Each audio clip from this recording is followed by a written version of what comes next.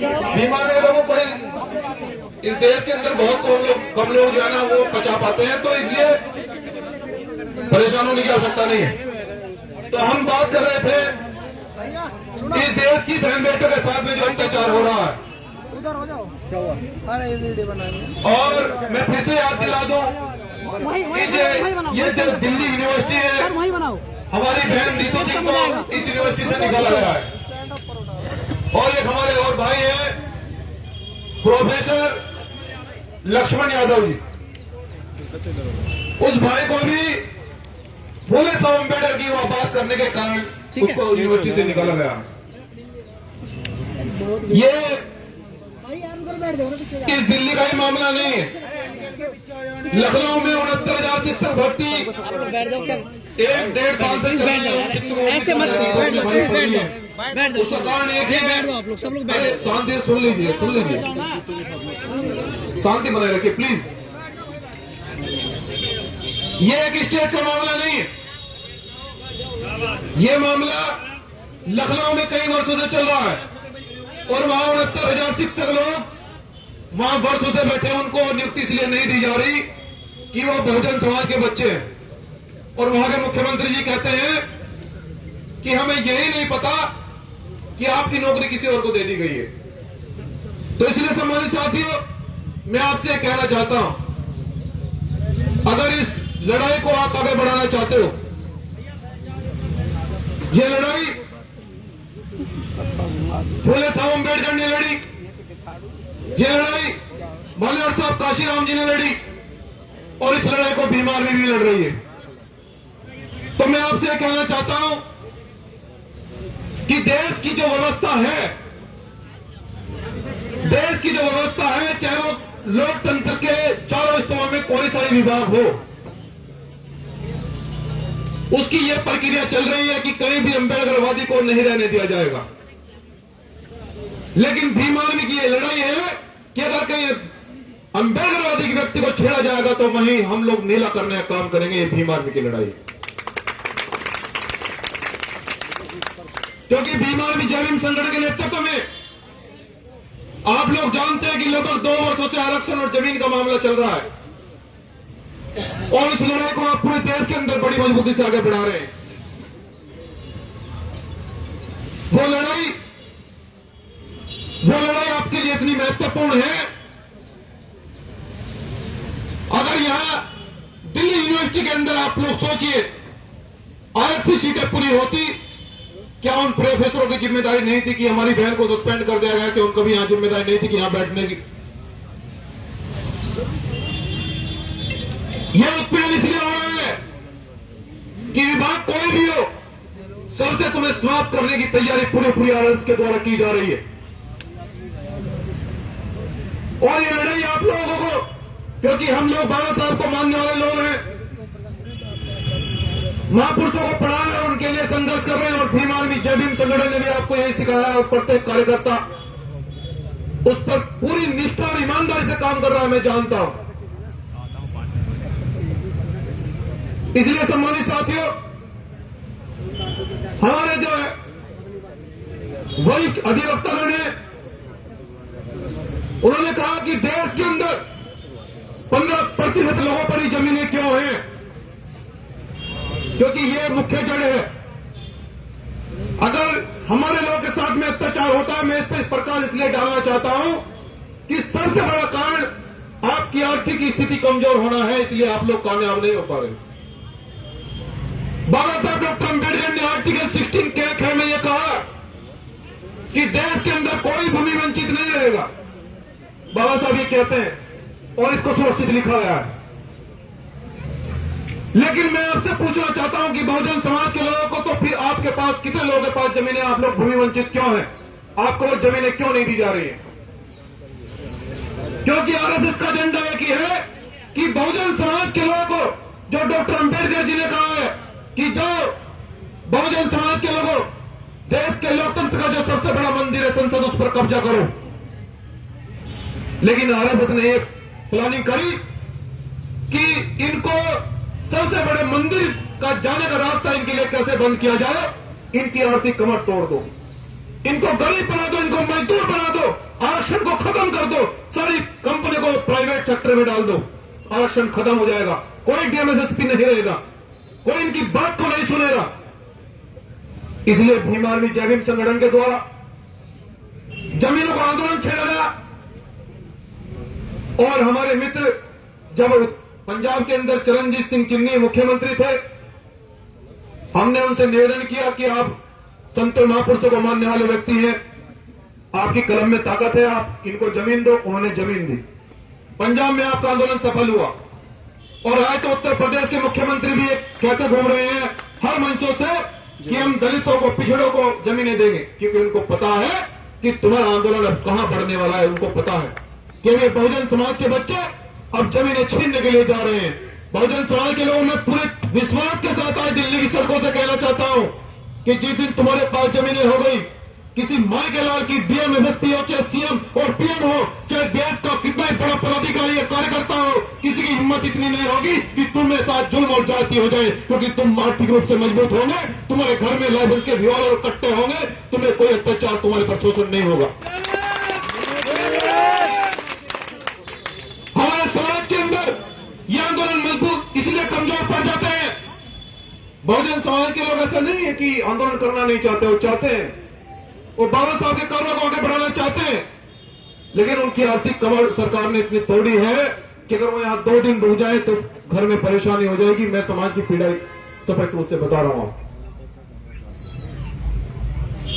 इस कमर को मजबूत करने के लिए बहुत सारे लोगों ने कहा कि तुम पार्टी ज्वाइन कर लो, तुम ये कर लो, वो कर लो।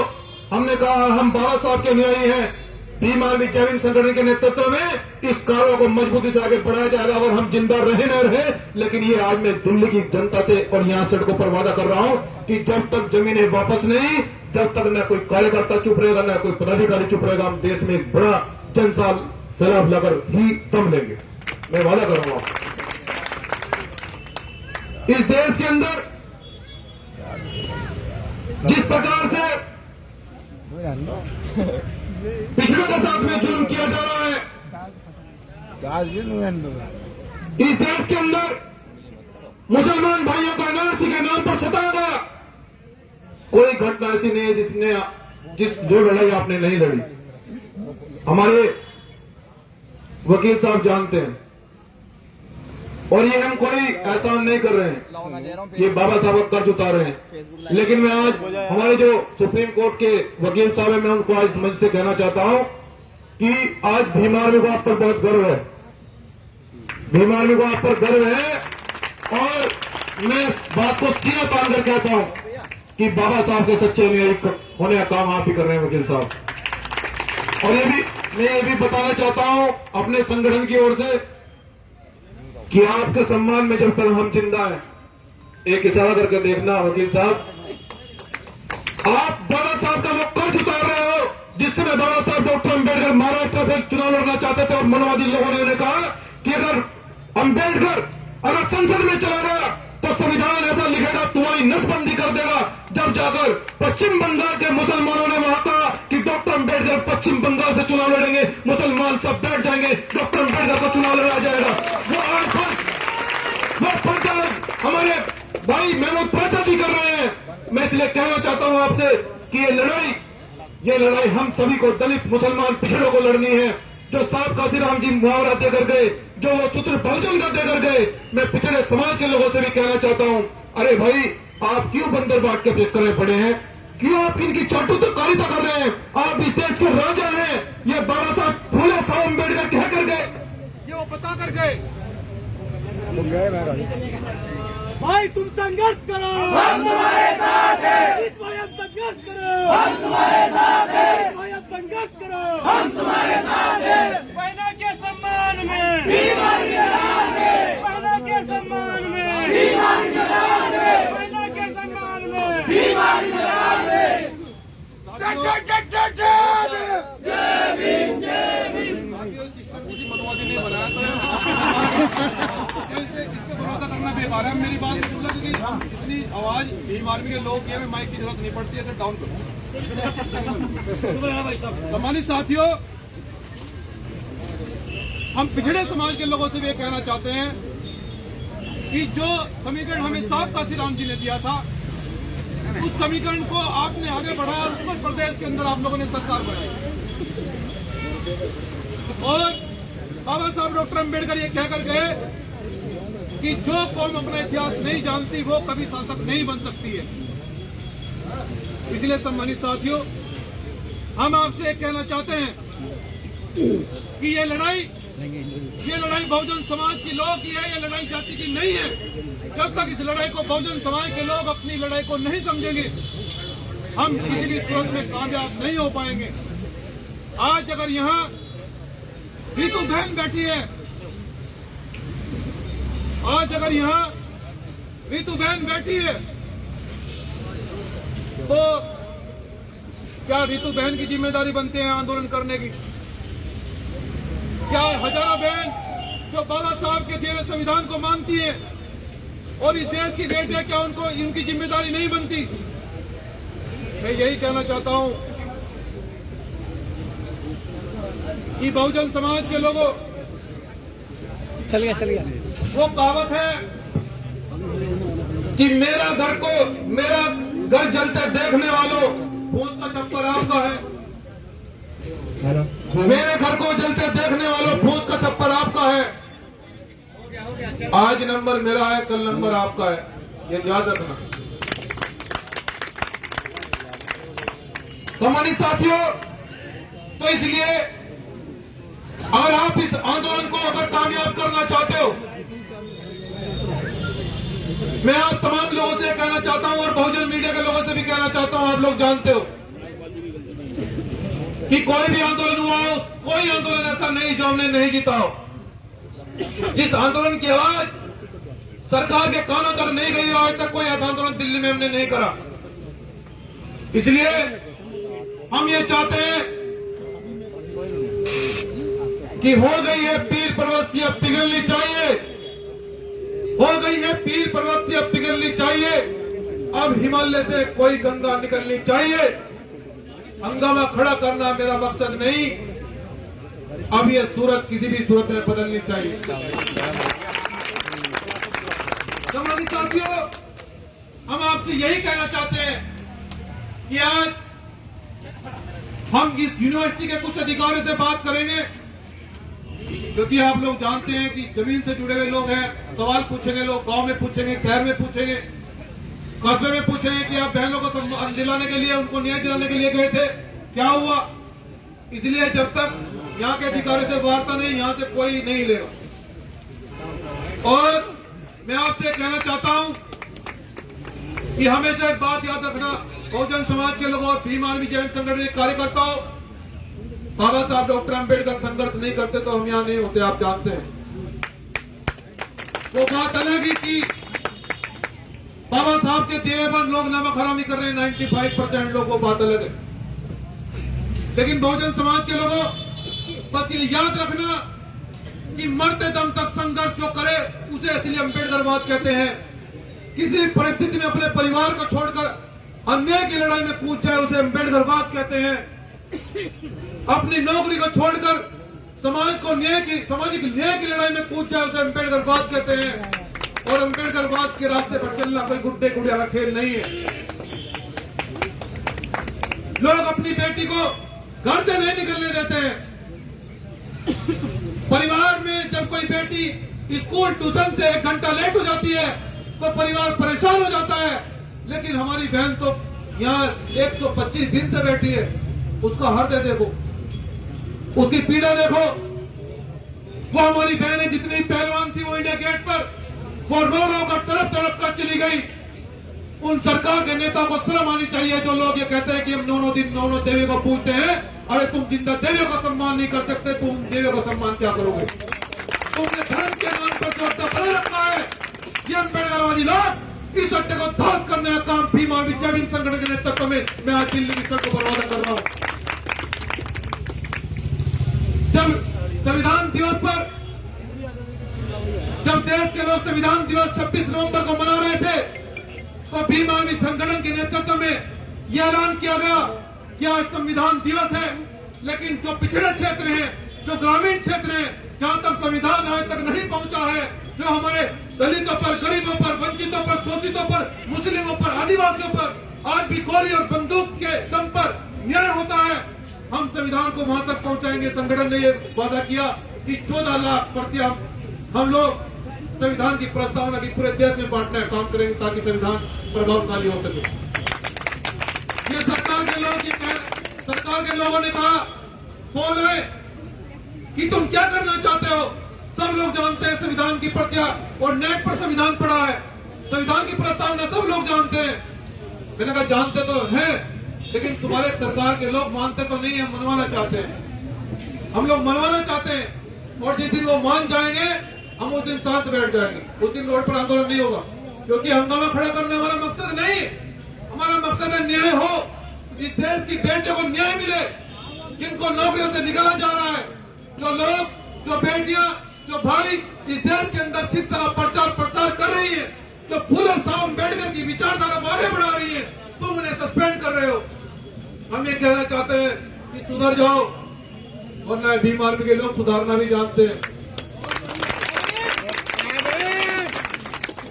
तो इसलिए सम्मानित साथियों, मैं अपनी बात को अब अंतिम रूप देते हुए, ये जो हमारी बहन है, यहाँ यूनिवर्सिटी के कुछ अधिकारियों से वार्ता हो जाए। सूचना हो गई है, शायद कुछ अधिकारी मिलेंगे। कुछ अधिकारियों, जहां तक मेरी आवाज को जा रही है, यहाँ पर कुछ कर्मचारी खड़े हो यूनिवर्सिटी के, तो बता दें कि हम अधिकारियों से वार्ता करना चाहते हैं। और जब तक वार्ता नहीं होगी तब तक हम यहाँ से नहीं जाने वाले। तो भीम आर्मी के लोग, भीम आर्मी के लोग भी भीम आर्मी के लोग भी ये जान लें कि जब तक यूनिवर्सिटी के लोग कोई ठोस आश्वासन या जवाब नहीं देते, यहाँ तक नहीं जाने वाले। यहाँ से कोई कार्यकर्ता नहीं जाएगा। वाह वाह, और मैं यही बताना चाहता हूँ, हमारे साथी कुछ बता रहे हैं कि यूनिवर्सिटी से डॉक्टर अंबेडकर की प्रतिमा हटाई जा रही है। मैं उनसे कहना चाहता हूँ कि तुम बाबा साहब डॉक्टर अंबेडकर का नाम कहाँ कहाँ से हटाओगे। बाबा साहब डॉक्टर अंबेडकर का नाम इस देश के कण कण पर लिखा है, कण कण पर। बाबा साहब डॉक्टर अंबेडकर का नाम पूरे विश्व में लिखा है। तुम्हारी हैसियत नहीं है कि तुम बाबा साहब डॉक्टर अंबेडकर का नाम हटा दो, और तुम्हारी इतनी औकात नहीं है कि तुम संविधान को बदल दो। जो लोग चाहते हैं कि हम संविधान को बदलकर हिंदू राष्ट्र घोषित कर देंगे, हम ये कहते हैं कि तुम संविधान बदलने की बात करते हो, हम तुम्हारे 1 घंटे में उंगलियां बदल देंगे। ये वही भीम आर्मी के लोग हैं। जब दिल्ली तुगलकाबाद में सड़कों पर निकले थे, यहाँ के डीजीपी भी और गृह मंत्री भी कह रहे थे कि साहब बात करेंगे रात को बैठ के। मैंने कहा बात तो साहब अब मैदान में होगी। अब भीम सैनिक बाबा साहब के बच्चे दिल्ली में एंट्री कर चुके हैं। तो इसलिए सम्मानित साथियों, कुछ निर्णय लेकर जाएंगे। मैं आपसे पूछना चाहता हूं कि कुछ निर्णय हो तभी यहां से जाया जाए। लोग हमेशा से यहाँ लोग आते हैं, बहुत सारे लोग आते हैं, उनका भी मैं सम्मान करता हूं, लेकिन भीम आर्मी जैविक संगठन के लोग दूसरे किस्म के हैं, साहिवादी है। मैं जानता हूं आप लोग किस किस तरह से चलकर बिजनेस करते हैं, और यही बाबा साहब डॉक्टर अम्बेडकर ने हमें सिखा। तो इसलिए अगर यूनिवर्सिटी के लोग अगर ठोस आश्वासन नहीं देते, मैं ये भी बताना चाहता हूं, अगला कदम, अगर यूनिवर्सिटी के लोग अगर ठोस आश्वासन नहीं देते हैं तो अगला कदम रितु बहन के समर्थन में यहाँ इतना बड़ा जनसैलाब लाएगा कि यहाँ दिल्ली के जो अधिकारी हैं, जो दिल्ली सरकार के लोग हैं, अगर रितु बहन कहेगी तो सांस लिया जाएगा, वरना सांस लेना बंद कर देगी।